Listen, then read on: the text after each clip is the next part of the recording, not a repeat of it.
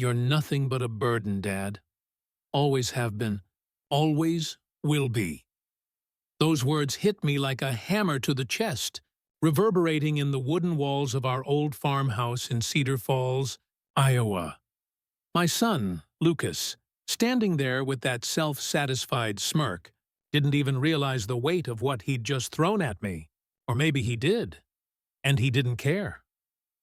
I dropped the basket of laundry I'd been carrying and simply stared. My heart pounded, but I forced myself to breathe. All those years of hard work, of sacrificing nights at the diner and weekends at the lumber yard so my family could have a roof over their heads, reduced to a single cruel sentence. I'm Robert Bob Hanson, 58, a man who's spent his life building, fixing, providing, and never asking for much in return. Cedar Falls is small enough that everybody knows each other's business. You might know it for the university or the Cedar River, but for me, it was home. The home I fought to keep afloat, even when the bills piled up, the roof leaked, and my knees ached. Lucas's mother passed years ago, and since then, I'd tried to be both parent and anchor. I'd cleaned houses, worked construction, even fixed cars in the sweltering summer heat to make sure Lucas and his younger sister, Emma, never wanted for anything. I'd stayed in town when I could have retired somewhere warmer, somewhere easier. And now, this. I could feel my eyes narrowing. But I forced calm. I needed to think. Lucas, I said slowly, trying to keep my voice even. Say that again. He rolled his eyes. I said it. You're a burden. Mom left you a long time ago for a reason. And frankly, it's about time we all realize the truth. Emma, standing slightly behind him, looked unsure. She glanced between us, not daring to speak. I straightened, gripping the edge of the counter. You think that justifies everything? That all I've done, all I've sacrificed, it means nothing? He shrugged. I'm just being honest, Dad, honest. That word burned me worse than any insult. Honesty is one thing, but cruelty masquerading as honesty is something else entirely. That night, I sat alone on the back porch, the smell of wet grass and the faint scent of cornfields lingering in the cool Iowa air. The lights from the street lamps danced across the yard, casting long shadows, reminding me of all the years I'd spent building something no one seemed to appreciate. And yet, I realized something in that quiet. There was power in what I had. Legal, real, tangible power. I had owned our home, the land, the small rental properties scattered around town. I had documents, deeds, mortgage accounts, all in my name, and no one had the authority to touch them without me. I whispered to the empty night, if I'm a burden, maybe it's time I remind them who carries the weight. Before I continue, if you're new here, please like, comment, and subscribe. And tell us where you're watching from. I didn't sleep much that night. The gears were turning, each one sharper than the last. By morning, a plan was forming. Slow, calculated, legal, and devastating. Lucas thought he had all the cards. He thought he could laugh, mock, and belittle me without consequence. But he hadn't counted on years of patience, experience, and knowing the rules of property, mortgages, and inheritance law better than he could ever imagine. I knew my next steps would require a careful touch. One wrong move, and the story could turn back on me. But if I executed it right, if I was smart, calm, and thorough, the humiliation, the shock, the payback, they would all be mine to orchestrate. And I had something else, too. A quiet sense of peace that came from realizing I wasn't powerless. Not anymore. Lucas would learn that day, and every day after, that the person he called a burden was the very person keeping him in the lifestyle he'd grown to expect. It was time to remind him of that truth. The following morning, I went to the Cedar Falls courthouse, my briefcase in hand, heart steady but pulse quickening. I had spent the previous night reviewing property deeds, mortgage documents, and the small legal nuances that most people overlook. Lucas had assumed I was a simple, harmless old man. But the truth was, I knew the law well enough to protect myself, and maybe even turn the tables.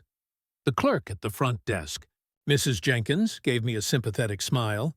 She'd known me since I was a boy, and I think she understood the storm I was carrying with me. "I'm here to confirm property ownership for the Hanson family estate," I said. Placing the stack of documents on the counter, she flipped through the files, nodding. "Everything's in your name, Mr. Hanson. There's nothing here that could contest your ownership. You've done your homework." I nodded, though my mind was racing. Ownership was one thing. Executing a plan that Lucas would feel personally? That required finesse. By noon, I was back at home, casually flipping through old tax records and deeds, as if I were doing routine maintenance. Lucas and Emma were around, oblivious to the mental storm brewing. Lucas was bragging about his promotion at the tech company in Des Moines, loud enough for the neighbors to hear, while Emma scrolled on her phone, smirking at some TikTok video. "Dad, you should just relax," Lucas said, leaning against the counter. "You've worked hard your whole life. You've got your retirement. Enjoy it." I let a slow smile creep across my face. "Oh, I'm enjoying it, Lucas. More than you know." He laughed, dismissive. "Yeah, right. Probably playing solitaire in that old farmhouse of yours." I didn't respond. I let the silence stretch, heavy and deliberate.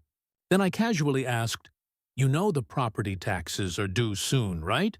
Lucas raised an eyebrow. "Yeah, so?" "So," I said slowly, pulling a folder from my briefcase. "I've already handled them, but I've been thinking maybe it's time for a change in how we view ownership and responsibility around here." Emma frowned. "What do you mean?" I put the folder down, leaning back in my chair. "I mean, the house you live in, the cars you drive, the land you walk across every day. It's all technically mine. Legally, fully mine. And if I wanted to, I could make a few adjustments." Lucas's laughter faded. He looked from me to the documents, a flicker of unease crossing his face. "Adjustments? Dad, you wouldn't—" "Oh, but I could," I interrupted calmly. "It wouldn't be illegal. Just strategic. Maybe it's time you learned what it feels like to be on the other side of a mortgage notice, or a lien, or an eviction notice." The color drained from Lucas's face, and even Emma looked startled. They had underestimated me, assumed my age made me irrelevant, invisible. They didn't see the years of late nights at the bank, the careful planning, the contracts signed in my name alone. "Dad, are you serious?" Lucas stammered. "Entirely," I said, and my voice was steady, cold. "And don't mistake this for anger. It's not about rage. It's about justice, about balance. You can mock, laugh, dismiss, but the rules of law, contracts, and property don't care about your arrogance." Emma whispered, "Lucas, maybe we should just talk this out?" I smiled, a slow, deliberate curl of lips. "Talk? Oh, we'll talk. But first, you'll watch. You'll watch the consequences of your words, your insults, your disrespect." The tension was thick, the kind that makes the air heavy and the walls seem to close in. I could see Lucas struggling to maintain his composure. He'd thought this was a game, a joke. But I had a plan, and it was about to unfold like a chess game, each move precise, deliberate, and inevitable. By nightfall, the first step was complete. I had set up meetings with my lawyer, confirmed all property rights, and drafted the letters that would shock my family. Every piece aligned, every domino poised to fall. Lucas thought he was untouchable, that his confidence and his status shielded him from any consequences. He was about to learn just how fragile arrogance can be when the law and patience intersect. And when it happened, it would be devastating. The following morning, I arrived at Henderson and Myers law offices in Cedar Rapids, Iowa, with an air of quiet determination. The lobby smelled faintly of polished wood and coffee, the kind of aroma that always reminded me of my father's office when I was a boy. I was here to finalize the legal groundwork. Letters, liens, and notifications that would shake Lucas and Emma's world to its core. Attorney Miles Henderson greeted me with a firm handshake, his eyes sharp but sympathetic. "You sure about this, Mr. Hanson?" "I'm sure," I said, my voice calm but resolute. "I've spent decades working, sacrificing, ensuring I could provide a stable life for my family. I've been laughed at, dismissed, and treated like an invisible burden. Now it's time to remind them who holds the cards." Miles nodded. "We'll proceed carefully. The letters will be formal, undeniable. And I've reviewed the property deeds. Everything is airtight. If they try to contest, the law is firmly on your side." I felt a subtle thrill, the kind that comes when preparation meets justice. Good.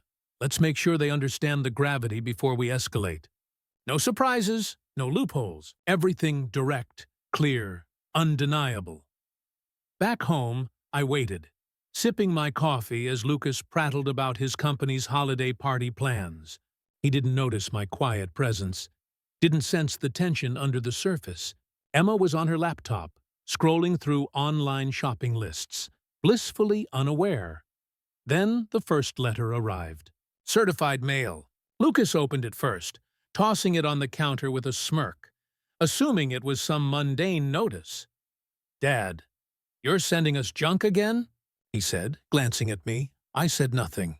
I let him read. Lucas's smirk faded as his eyes widened. "What? What is this?" Emma leaned over, reading with him. "Property taxes? Overdue? But Dad just paid them last month." I remained seated, calm. "Those were for the small parcels you think you own. This, however, concerns the main estate. Your residence, the land, the vehicles. Everything in your daily life that you take for granted." Lucas's voice rose. You can't do that. This isn't legal." "Oh, but it is," I said, my tone precise, almost clinical. "Every contract, every deed, every signature, all valid. All in my name. You may have thought otherwise, but legally, you've been living on borrowed authority."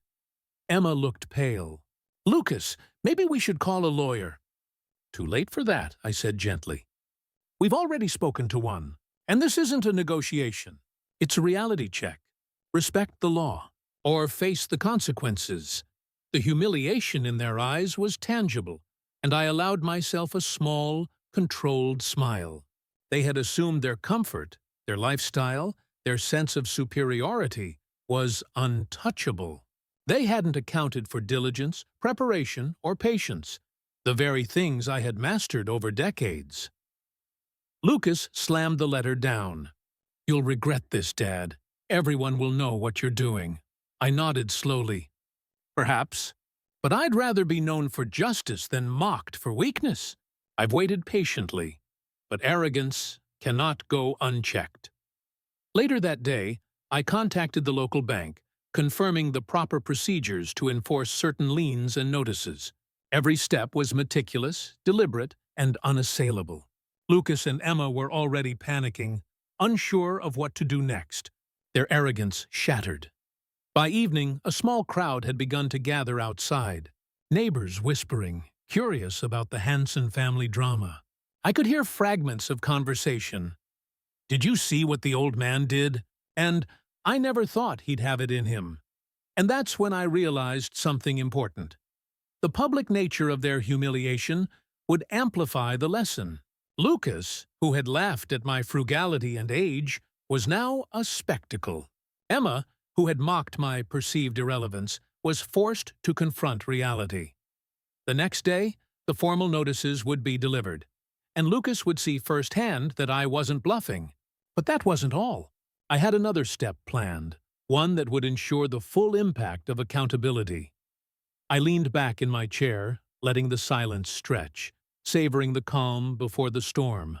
Justice isn't loud, I reminded myself. It's precise, deliberate, and inevitable. And when the final pieces fell into place, Lucas wouldn't just lose comfort. He'd lose confidence, pride, and the smug arrogance that had defined him for far too long. The first domino was already tilting. The rest would follow. The morning of the confrontation arrived like a storm creeping over the horizon. The Hanson estate, once a quiet, controlled environment, was now a stage for reckoning. Lucas and Emma were already pacing nervously. Their confidence evaporated into tension and whispered arguments. I entered the house calmly, holding a thick folder of documents. My presence alone seemed to make them shrink, as if I were a shadow of authority they had long ignored. "Good morning," I said quietly, but each word carried weight. Lucas snapped, "What are you doing here?" "This isn't over." "I think it is," I replied, opening the folder. "But I wanted you to see it for yourself, before the courts, before the bank, before the neighbors. Reality is about to hit, and it's best if you understand it fully." Emma glanced over, her eyes wide. "Dad, please, maybe we can work something out?" I shook my head. "No, Emma, this isn't about negotiation. It's about accountability. You both treated me like I was invisible. You mocked me, disregarded my sacrifices, and assumed I'd always let it slide. That ends today." I spread the documents across the dining table: mortgage notices, lien confirmations, bank letters, and notarized property deeds. Lucas's hands trembled as he touched the papers. This can't be. "You forged these?" "No," I said, my voice steady. "I didn't forge anything. Every signature is valid, every notice legal. You simply assumed you were untouchable because you'd never been challenged before." Neighbors had begun to gather outside, drawn by the tension, the whispers, the spectacle. A few cameras from local news were even rolling.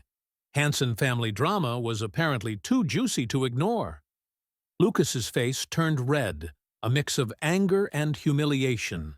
You're destroying us in front of everyone." I smiled faintly. "No, Lucas, you destroyed yourselves the moment you treated your own family with disrespect. I'm merely enforcing what the law and diligence already provide. You laughed at me when I warned you. You ignored me when I advised you. Now you see the consequences." Emma's voice shook. "Lucas, maybe we can just pay him back? Settle everything privately?" I shook my head. "It's too late for private settlements. The notices are legal instruments. They're binding. Every bank, every office, every legal clerk involved has verified the process. You thought arrogance could shield you. It cannot." At that moment, the front door opened, and Miles Henderson stepped in, carrying additional documents. "Everything is in order," he said calmly. "We've prepared for all possible defenses, but as it stands, the law is unequivocally on Mr. Hanson's side." Lucas's shoulders slumped. The arrogance that had once fueled his every word was gone, replaced by fear. Emma's hands trembled as she held the mortgage notices. Even their whispered threats seemed hollow in the face of absolute legal authority. I leaned forward, my voice quiet but unwavering. "You mocked my age. You disrespected my experience. You assumed wealth and privilege made you untouchable. But the truth is, privilege without respect is fragile. You built your lives on borrowed authority, and today that authority ends." A murmur went through the small crowd outside. One neighbor called out, "That's what happens when you treat your elders like trash." I let the words sink in. Lucas tried to argue, to negotiate, but every protest was met with calm evidence and fact. Each paper on the table was a silent witness to their arrogance and my diligence. Then, the final move. I handed them formal foreclosure notices, each one certified, undeniable, and binding. Lucas's face went pale as he read each line.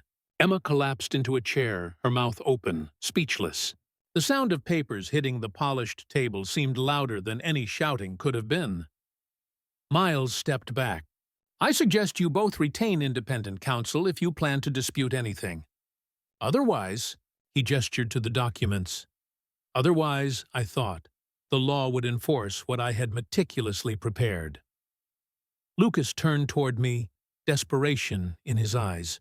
You You'll regret this. Everyone will see me humiliated." I smiled. "Yes, you will. But more importantly, you'll remember why respect and accountability matter. Pride without respect is fragile, and arrogance without consequence is fleeting." I stood, collected my folder, and nodded. "Consider this a lesson you won't forget. I waited patiently, and I acted precisely. Now you know the cost of underestimating the quiet strength of someone who was loyal, patient, and legally prepared." As I walked out, I felt an unexpected lightness. Years of humiliation, mockery, and disregard dissipated. Outside, the crowd murmured approval, their whispers a chorus of vindication. Lucas and Emma remained inside, staring at the documents, forced to face the weight of their actions. Justice had been served. Not with anger, not with yelling, but with methodical, undeniable precision. And I knew this was only the beginning. Weeks passed after that morning at the Hanson estate, but the tension didn't fade. It crystallized into something permanent. Lucas and Emma had tried to fight back, hired lawyers, made frantic calls to banks, and even attempted to appeal the foreclosure notices. Each attempt, however, fell flat. Every document, every signature, every legal step I had taken was airtight. Their arrogance had built a house of cards, and I had simply knocked the first one over. I watched from my modest office in Cedar Rapids, Iowa, as their world slowly unraveled. Foreclosure proceedings were scheduled. Credit ratings were tanking. Gossip in town swirled around their humiliation like leaves caught in a winter wind. But the best part wasn't the chaos. It was the quiet dignity I had regained. I no longer carried the sting of their insults like a hidden wound. I had acted, and justice, poetic, inevitable, and precise, was on my side. One afternoon, I received a call from the local courthouse. The clerk, a cheerful woman named Gloria, said, "Mr. Hanson, everything is finalized. The deeds have been transferred, and the notices are fully enforceable. You have complete control now." I leaned back in my chair, exhaling slowly. Years of feeling invisible, dismissed, and mocked had led to this moment. It wasn't just about money or property. It was about dignity, about finally being seen and respected. The next day, I drove out to the estate. The house looked different, not in its structure but in the energy around it. Where there had been smug confidence, now there was tension, worry, and whispers. I parked at the curb and walked to the door. The mailman nodded respectfully, a subtle acknowledgement of what had just occurred in the quiet rhythm of our small town. Inside, Lucas and Emma were sitting at the dining table silent, each staring at the foreclosure paperwork they had ignored so arrogantly before. Lucas tried to speak, but the words caught in his throat. Emma's hands shook as she touched the table. I don't understand," Lucas finally managed. "How did this happen?" I smiled, calm and collected. It happened because I didn't let arrogance blind me. Because I prepared. Because I respected the law. And because I never underestimated patience. "You thought you were untouchable." "You weren't," Emma's voice cracked. You could have just forgiven us." I shook my head. "Forgiveness isn't about avoiding justice. It's about clarity. You needed to see the consequences of ignoring respect, of mocking those who care for you. This wasn't vengeance. This was balance." The sound of the small crowd of neighbors outside was muted, but palpable. Whispers traveled through open windows. I could hear the occasional gasp, the quiet approval of the town watching as arrogance fell, as pride crumbled, and as dignity was restored. Lucas's shoulders slumped. "So, everything's yours now?" "Yes," I replied softly. "Everything you thought was yours by default is legally, rightfully mine. And now you can choose to learn from this, or continue to live in denial. But the lesson is undeniable. Respect matters. Arrogance has limits. Family is not a privilege. It's a responsibility." Emma's eyes filled with tears. I can't believe it. All this? For what? You were always so patient." "Patience isn't weakness," I said, closing the folder. It's preparation. It's knowing the right moment to act. And now, that moment has come. I walked to the door, letting my presence linger for a final moment. I hope you remember this lesson, not just for the property or money, but for life. Respect those who sacrifice for you, or one day, someone else will teach it, just as I did. Outside, the town seemed to breathe again. People I had known for years gave small waves and nods, acknowledgement not of wealth regained, but of dignity restored. I felt a sense of calm, a long-forgotten peace settling over me. For once, the insults, the mockery, the neglect, they were gone, replaced by quiet validation. As I drove away, the sun dipped low, casting long golden shadows over the small Iowa town. For years, I had walked through life feeling invisible, undervalued, and dismissed. Now, with the weight of injustice lifted, I felt lighter, freer, and more respected than I ever had. Lucas and Emma would remember this day for the rest of their lives, not because of anger, but because the truth had been undeniable. I didn't have to yell, I didn't have to fight with rage. I let patience, preparation, and the law do all the work. And in that, there was poetry. Justice had its way, not with fire and fury, but with precision, dignity, and inevitability. I smiled to myself, the crisp Iowa air filling my lungs. This was my victory, my peace, my moment of triumph, and nothing could take it away. Tell us your thoughts in the comments. And don't forget to like, share, and subscribe for more stories, I said, voice steady, eyes reflecting a quiet triumph. Because sometimes, the most powerful revenge isn't shouting or screaming. It's patience, preparation, and watching those who doubted you finally understand the meaning of respect.